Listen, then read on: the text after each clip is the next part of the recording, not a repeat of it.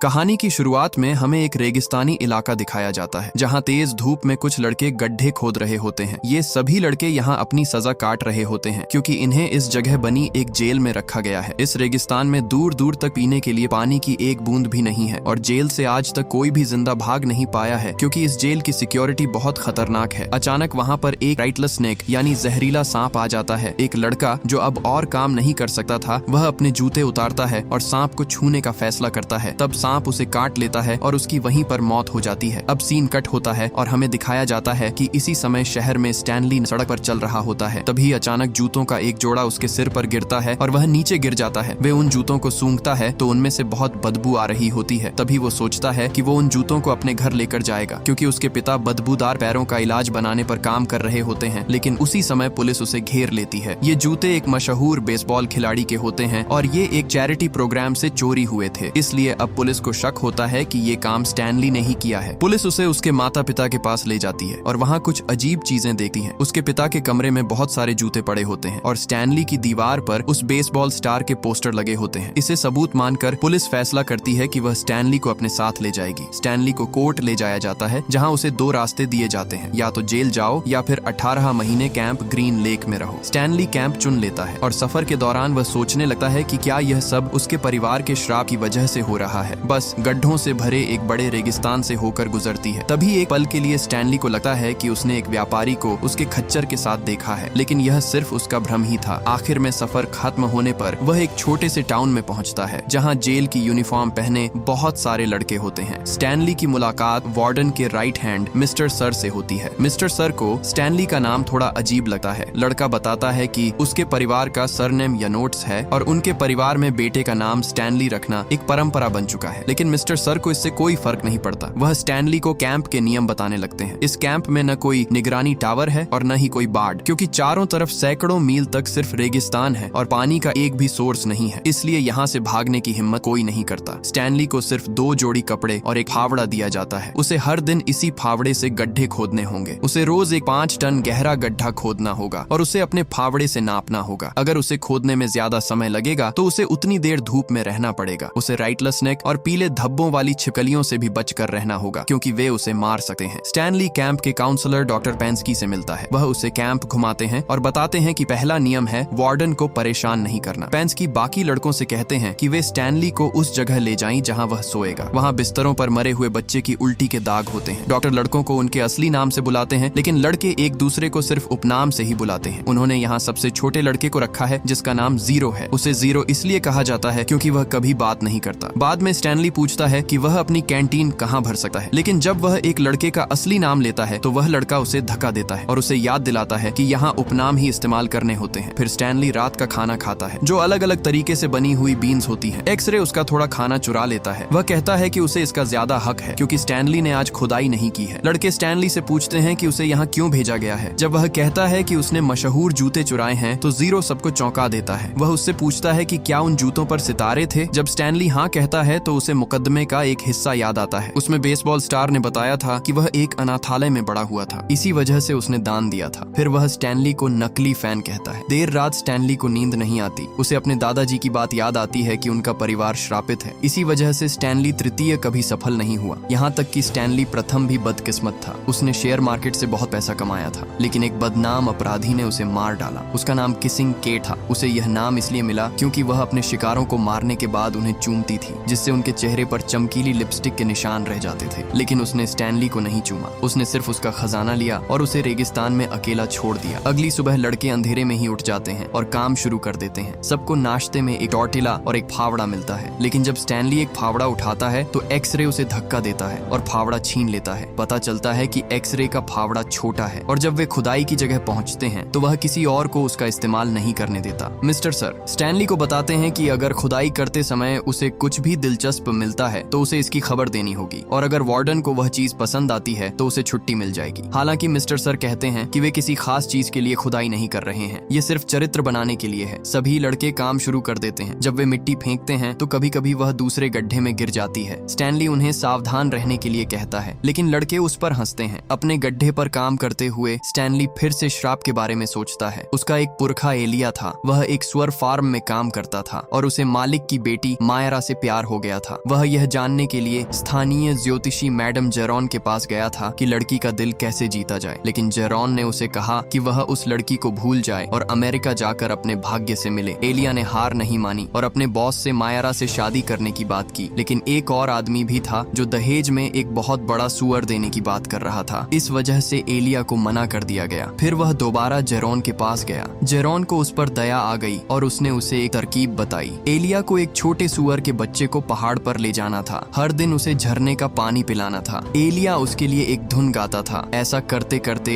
एलिया बड़ा होता गया और सुअर भी बड़ा होता गया। जब वह बहुत बड़ा हो गया तो उसे सबसे अच्छे जानवर की तरह इस्तेमाल किया जा सकता था। सुअर देने के बाद एलिया को वापस आना था और जेरॉन को पहाड़ पर लेकर जाना था ताकि वह भी झरने का पानी पी सके। अगर वह ऐसा नहीं करता तो उस पर और उसके पूरे परिवार पर श्राप पड़ जाता। एलिया ने कई दिनों तक यही काम किया जब तक सुअर बहुत बड़ा नहीं हो गया। फिर वह उसे अपने बॉस के पास ले गया, लेकिन दोनों सुअर एक ही आकार के निकले। तब बॉस ने मायरा से कहा कि वह खुद चुन ले कि वह किससे शादी करेगी। मायरा फैसला नहीं कर पाई, इसलिए उसने एक अनुमान लगाने वाला खेल खेलने का फैसला किया। लेकिन एलिया उसके इस बदले हुए रवैये से बहुत नाराज हो गया, इसलिए उसने अमेरिका जाने का फैसला कर लिया जैसा जेरॉन ने पहले कहा था। लेकिन जाने से पहले वह जेरॉन को पहाड़ पर ले जाना भूल गया। इस वजह से जेरॉन ने उसके पूरे परिवार को श्राप दे दिया। अब कहानी फिर से वर्तमान में आती है। मिस्टर सर अपनी ट्रक से गड्ढों के पास रुकते हैं ताकि लड़के अपनी कैंटीन में पानी भर सकें। वह स्टैनली को चिढ़ाते हैं क्योंकि उसके हाथों में पहली बार छाले पड़ गए हैं। सबसे पहले काम खत्म करने वाला जीरो होता है। वह बहुत तेज खोदता है और बाकी लड़के सोचते हैं कि शायद वह रेत खाता है। जब स्टैनली आखिरकार अपना गड्ढा खत्म करता है तो कोई भी उसकी मदद नहीं करता, इसलिए उसे खुद ही गड्ढे से बाहर निकलना सीखना पड़ता है। जब वह वापस कैंप में आता है तो वह देखता है कि मिस्टर सर उस पर बंदूक ताने खड़े हैं, लेकिन असल में वे एक पीली छिपकली पर निशाना लगा रहे होते हैं। पहली गोली चूक जाती है और छिपकली कूदकर स्टैनली पर हमला करने के लिए बाहर आ जाती है, लेकिन मिस्टर सर फिर से गोली चलाते हैं और छोटी छिपकली मर जाती है। दिन गुजरने लगते हैं और स्टैनली धीरे धीरे कैंप की दिनचर्या का आदी हो जाता है। वह सुबह जल्दी उठता है, बेस्वाद बीन्स खाता है, फिर पूरा दिन गड्ढे खोदता है जिससे उसके हाथों में और छाले पड़ जाते हैं। वहाँ अक्सर खतरनाक जानवर भी आसपास घूमते रहते हैं और कभी कभी शॉवर भी काम नहीं करता। दूसरे लड़के भी उसे परेशान करते रहते हैं और उसका मजाक उड़ाते हैं क्योंकि वह दिल का नरम है। स्टैनली मुसीबत से बचने के लिए चुप रहता है और जब वह अपनी माँ को चिट्ठी लिखता है तो वह झूठ बोलता है। वह कहता है कि वह एक सामान्य समर कैंप में बहुत अच्छा समय बिता रहा है। एक दोपहर स्टैनली को खुदाई करते समय एक जीवाश्म मिलता है। वह उसे लेकर आता है, लेकिन जब डॉक्टर यह बात पेंस्की को बताते हैं तो वार्डन को जीवाश्मों में कोई दिलचस्पी नहीं होती। वह यह भी बताता है कि पहले यहाँ एक झील हुआ करती थी और उसके आसपास की जमीन वार्डन के दादा की थी। इसके बाद एक फ्लैशबैक शुरू होता है जिसमें दिखाया जाता है कि यह शहर पहले बहुत जीवंत और अमीर हुआ करता था। सैम नाम का एक व्यापारी अक्सर अपनी गाड़ी लेकर आता था जिसे उसका खच्चर खींचता था। वह बहुत अच्छे प्याज बेचता था और वह कहता था कि ये प्याज हर बीमारी ठीक कर सकते हैं और खतरनाक छिपकलियों को भी दूर रखते हैं। सैम को शहर की टीचर कैथरीन पसंद थी और वह हमेशा उसके लिए प्याज की एक बोरी लाता था। बदले में कैथरीन उसे आड़ू का एक जार देती थी। शहर के बाकी आदमी भी कैथरीन को पसंद करते थे और सैम को उससे मिलने वाला ध्यान भी अच्छा लगता था। एक बरसात वाले दिन कैथरीन को बच्चों को घर भेजना पड़ा क्योंकि स्कूल की छत से पानी टपक रहा था। तब सैम ने छत ठीक करने की जिम्मेदारी ली। इससे उसे कैथरीन के साथ ज्यादा समय बिताने का मौका मिला, इसलिए सैम ने स्कूल के दूसरे हिस्सों को भी ठीक करना शुरू कर दिया। लेकिन शाम की वयस्क क्लास के कुछ लोग उस पर गलत बातें भी करते रहते थे। वार्डन के दादा वॉकर ने कैथरीन को डेट पर जाने के लिए कहा, लेकिन कैथरीन ने मना कर दिया। इससे वॉकर बहुत गुस्सा हो गया। आखिर में स्कूल शहर की सबसे खूबसूरत इमारत बन गया, लेकिन सैम का खच्चर खो गया। इसीलिए उसने उसकी जगह नाव का इस्तेमाल करना शुरू कर दिया। एक बरसात की दोपहर सैम और कैथरीन ने हिम्मत करके एक दूसरे को चूम लिया, लेकिन उन्हें नहीं पता था कि वॉकर उन्हें देख रहा है। वॉकर ने तुरंत यह खबर पूरे शहर में फैला दी। कुछ ही घंटों में शहर के लोग इकट्ठा हो गए और सजा के तौर पर उन्होंने स्कूल को जला दिया। कैथरीन मदद के लिए शेरिफ के पास भागी, लेकिन वह नशे में था और उसने कैथरीन से चुंबन मांगा। कैथरीन ने उसे धक्का देकर दूर कर दिया। शेरिफ ने उसका मजाक उड़ाया और सैम को गाली दी। कैथरीन ने कहा कि अलग जाति के लोगों का रिश्ता गैर कानूनी है और सैम को फांसी दी जाएगी। डर कर कैथरीन सैम को चेतावनी देने भागी, लेकिन तब तक बहुत देर हो चुकी थी। शहर के लोगों ने उसे उसकी नाव पर गोली मार दी। कुछ समय बाद कैथरीन वापस आई और शेरिफ को चूमने से पहले ही उसे गोली मार दी। फिर वह शहर छोड़कर चली गई और किसिंग केट नाम से मशहूर भगोड़ा बन गई। अब कहानी फिर से वर्तमान में आती है। एक्सरे स्टैनली के पास आता है और उससे कहता है कि अगली बार अगर उसे कुछ भी मिले तो वह उसे दे दे। बाद में कैंप में स्टैनली गलती से अपने एक परेशान करने वाले लड़के पर गिर जाता है और दोनों लगभग लड़ने लगते हैं, लेकिन बाकी लड़के उन्हें तुरंत शांत कर देते हैं। अब स्टैनली ने उनका सम्मान जीत लिया होता है। उसे केवमैन का उपनाम दिया जाता है और पानी की लाइन में उसे एक बेहतर जगह भी मिल जाती है। बाद में स्टैनली को अपनी माँ का एक पत्र मिलता है। उसमें लिखा होता है कि उसके पिता का प्रयोग बार बार असफल हो रहा है और मकान मालिक उन्हें जल्द ही घर से निकाल सकता है। जीरो देखता है कि स्टैनली पढ़ सकता है। वह मानता है कि उसने कभी पढ़ना नहीं सीखा, इसलिए वह स्टैनली से उसे सिखाने के लिए कहता है, लेकिन स्टैनली मना कर देता है। वह कहता है कि वह अच्छा टीचर नहीं है और वह बहुत थका हुआ है। दिन के अंत में स्टैनली बहुत थका हुआ होता है, इसलिए अगले खुदाई के समय उसे अपने आराम की जरूरत होती है। खुदाई करते समय स्टैनली को एक छोटी सी चीज मिलती है जिस पर केबी अक्षर लिखे होते हैं। लड़के सोचते हैं कि शायद यह बंदूक की गोली है, लेकिन वह चीज बहुत पतली लगती है। एक्सरे स्टैनली की बात सुने बिना वह चीज अपने पास रख लेता है। जैसे ही पेंस्की उसे देखता है, वह तुरंत बॉस को खबर करता है। बॉस तुरंत वहाँ आ जाता है और लड़के यह देखकर चौंक जाते हैं कि वार्डन एक खूबसूरत महिला है। वह इस खोज से बहुत खुश होती है, इसलिए वह एक्सरे को उस दिन की छुट्टी दे देती है और बाकी लड़कों को एक्सरे के गड्ढे के आसपास पूरे इलाके की खुदाई करने का आदेश देती है। उस दोपहर लड़के ज्यादा मेहनत करते हैं, लेकिन उन्हें कुछ भी नहीं मिलता क्योंकि वह सही जगह नहीं होती।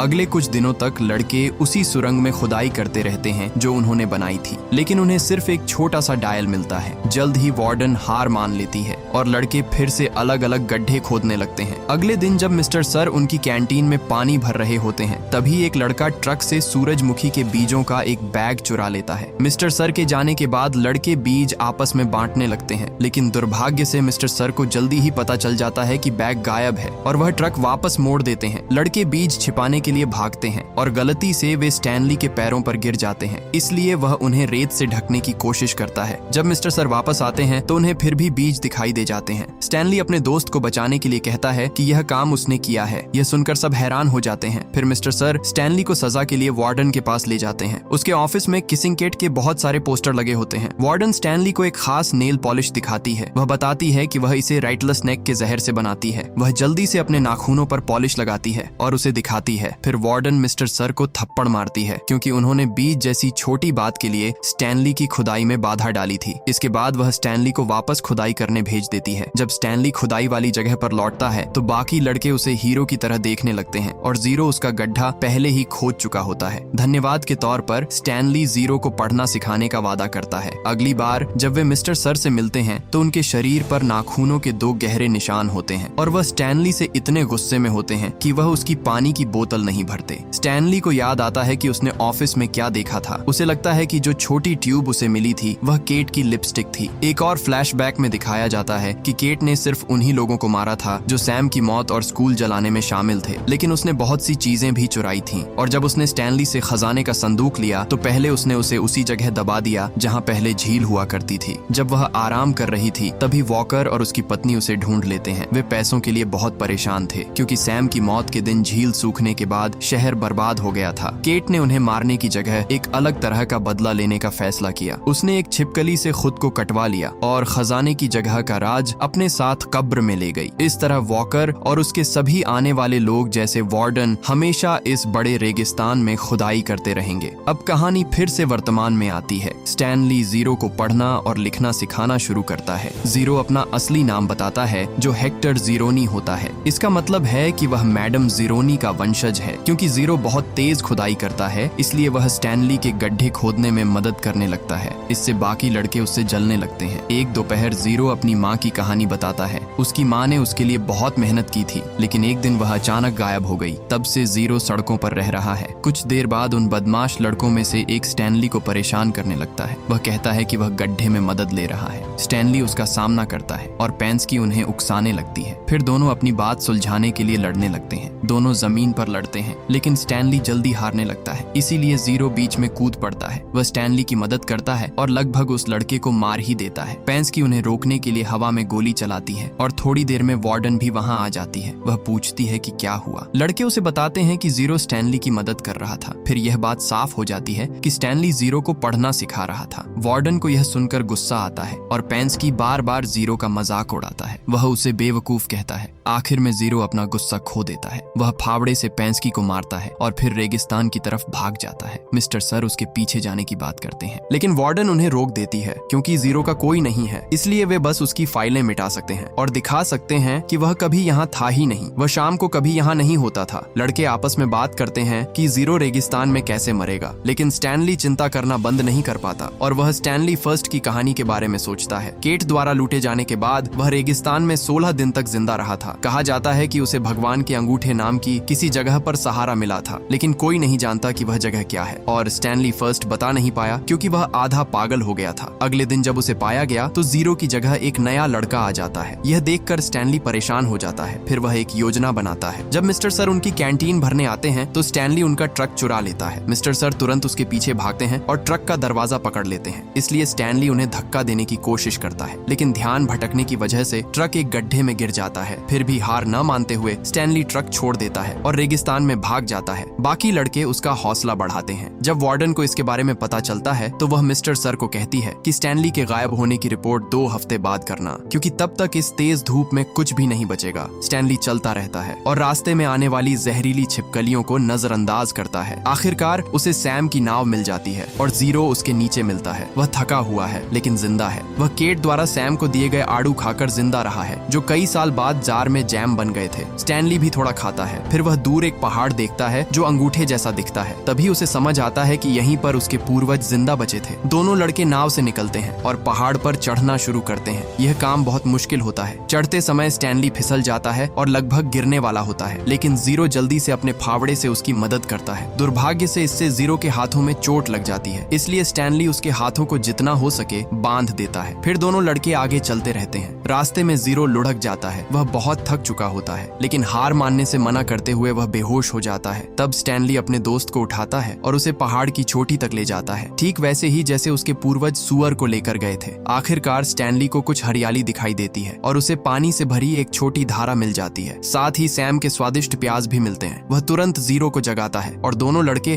पानी पीते हैं और प्याज खाते हैं ताकि उनकी ताकत वापस आ सके। फिर स्टैनली एक गाना भी गाता है जो उसके परिवार को बहुत पसंद है। ये सुअर वाला गाना है जो कई पीढ़ियों से चलता आ रहा है। अब मैडम जीरो की आत्मा को शांति मिल सकती है क्योंकि परिवार से श्राप हट गया है। स्टैनली, जो तीसरा है, आखिर में अपना आविष्कार पूरा कर लेता है और आड़ू और प्याज को मिलाकर पैरों की बदबू का एक अच्छा इलाज ढूंढ लेता है। इसलिए परिवार अगले दिन जश्न मनाता है। अगली सुबह जीरो एक बड़ा सच बताता है। जूते उसी ने चुराए थे। उसने जूते आश्रय के लिए दान में रखे देखे थे। वह अंदर गया और उन्हें ले गया, यह जाने बिना कि वे बहुत मशहूर हैं। लेकिन पुलिस जल्दी ही उसके पीछे पड़ गई, इसलिए उसने जूते उतारकर पुल से नीचे फेंक दिए। गलती से वे स्टैनली जीरो पर जा गिरे। अगले दिन पैलेस से जूते चुराते हुए स्टैनली पकड़ा गया। स्टैनली को गुस्सा नहीं आया, बल्कि उसने इसे किस्मत समझा और खुश था कि ऐसा हुआ। इसी बीच स्टैनली का वकील उसे लेने के लिए शिविर में पहुंचा, क्योंकि यह तय हो गया था कि वह बेगुनाह है। वार्डन ने उसे बाहर निकाल दिया, लेकिन वकील ने वादा किया कि वह ज्यादा मदद लेकर वापस आएगी। स्टैनली और जीरो के ठीक होने पर वे खुदाई वाली जगह पर वापस आए और वह गड्ढा ढूंढ लिया जहां स्टैनली को लिपस्टिक मिली थी। बहुत खुदाई के बाद उन्हें आखिर में वह मशहूर संदूक मिल गया। उसी समय वार्डन और मिस्टर सर उन्हें ढूंढ लेते हैं, लेकिन तभी बहुत सारी छिपकलियां बाहर आ जाती हैं और दोनों लड़कों को और संदूक को बचाने के लिए उनके ऊपर फैल जाती हैं। वार्डन ने छिपकलियों के उन्हें मारने का इंतजार करने का फैसला किया और वह एक कहानी सुनाती है कि कैसे उसके दादाजी उसे क्रिसमस की सुबह भी खुदाई करवाते थे। क्रिसमस की सुबह आ जाती है और छिपकलियां अभी तक हिली भी नहीं हैं और न ही बच्चों को काटा है। अचानक वकील कुछ पुलिस वालों के साथ आ जाता है, जिससे उनकी बात बीच में रुक जाती है। वार्डन एक झूठी कहानी बनाती है कि लड़के ने उसके ऑफिस से संदूक चुरा लिया और भाग गया, लेकिन जीरो उस पर लिखे स्टैनली के नाम की तरफ इशारा करके उनकी बेगुनाही साबित कर देता है। इसके बाद वे शहर लौटते हैं और वकील संदूक को अपनी कार में रख देती है और फिर उनके जाने की बात कहती है, लेकिन स्टैनली जीरो के बिना जाने से मना कर देता है। इसलिए वकील उसकी फाइल मांगती है। जब उन्हें पता चलता है कि फाइल गायब है तो पुलिस वाला जांच की इजाजत लेने के लिए फोन करता है और पता चलता है कि मिस्टर सर एक भागा हुआ अपराधी है और पेंडांस्की असली डॉक्टर नहीं है। इसलिए दोनों आदमी और वार्डन गिरफ्तार हो जाते हैं। उसी समय कई सालों में पहली बार बिजली कड़कती है और लड़के कुछ दिनों बाद जश्न मनाने के लिए बाहर आते हैं। स्टैनली और जीरो परिवार के साथ संदूक खोलते हैं और बहुत सारा खजाना पाते हैं, जिसमें शेयर भी होते हैं। स्टैनली खजाना जीरो के साथ बांटना चाहता है और परिवार मान जाता है। इसलिए जीरो सबसे पहले पैसों से निजी जासूसों को